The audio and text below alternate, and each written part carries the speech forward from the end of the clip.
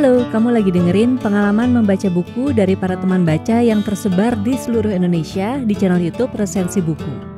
Kalau misalnya kamu juga tertarik nih untuk menceritakan pengalaman membacamu, tulisin aja di kolom komen atau bisa DM langsung ke Instagram di @podcastresensibuku. Selamat mendengarkan.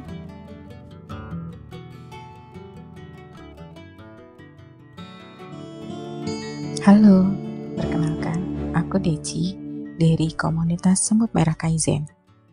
Kali ini, aku akan membahas novel yang sedang jadi perbincangan.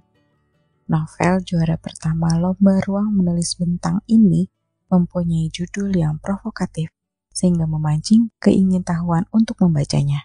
Yuk, langsung saja kita bahas Ganti Suami. Apa? Ganti Suami? Iya, judul novelnya memang Ganti Suami. Novel setebal 316 halaman diterbitkan Bentang Pustaka pada Februari 2022. Puspa Kirana penulisnya juga salah satu anggota komunitas Semut Merah Kaizen. Menurut Mbak Puspa, ide judul ini berasal dari jawaban seorang tokoh perempuan pengusaha dan pemerintahan sewaktu menanggapi pertanyaan dalam seminar bisnis. Pertanyaannya kurang lebih begini. Bagaimana menghadapi suami yang tidak setuju bila istrinya berbisnis? Jawaban tokoh tersebut di luar dugaan. Katanya, ganti saja suaminya. Kira-kira bisa tebak siapa tokoh perempuan tersebut tidak? Kembali ke novel. Novel Ganti Suami ini bercerita tentang Saras, seorang ibu rumah tangga dalam menghadapi krisis di perusahaan keluarga besarnya. Perusahaan bernama Salagenesia terancam bangkrut karena tidak bisa membayar hutang pada peminjam atau krediturnya. Ancaman kreditur yang akan membawa masalah ini ke meja hijau membuat ayah Saras terkena serangan jantung. Inilah yang memicu Saras untuk terjun langsung ke bisnis keluarga.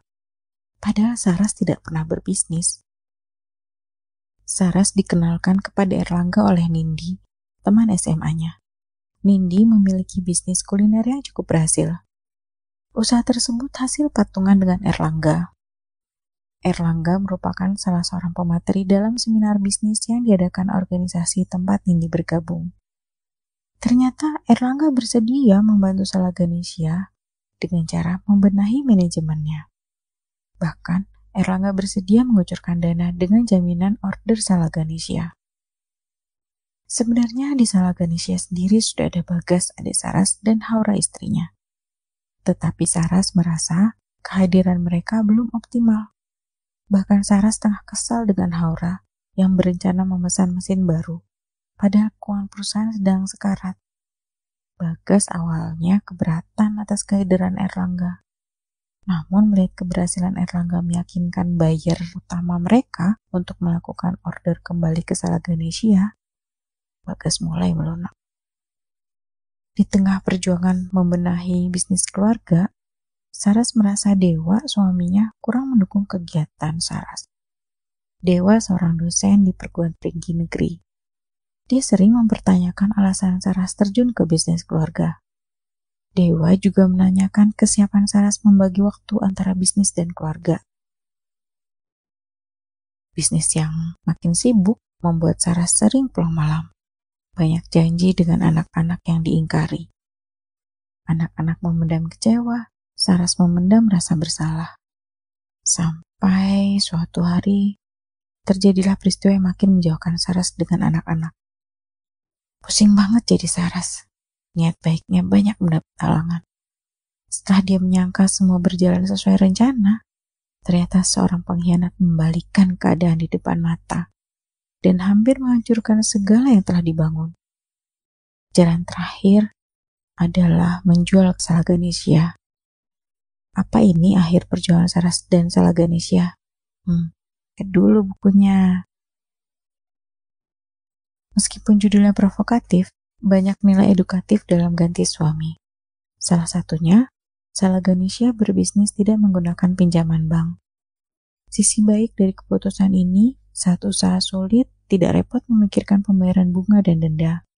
Tapi sisi buruknya, tidak ada perjanjian jelas, hak dan kewajiban antara pemberi modal dan penerimanya. sehingga pemberi modal bisa menarik dana kapan saja. Dari Saras, kita belajar untuk berbisnis. Selain tekad yang kuat, pengetahuan akan bisnis yang ditekuni itu penting. Membuka pikiran, mau menerima saran, dan tidak menghakimi sepihak juga merupakan sifat yang perlu dimiliki saat berbisnis. Memiliki mentor bisnis memang penting, tetapi jangan percaya infotainment atau iklan.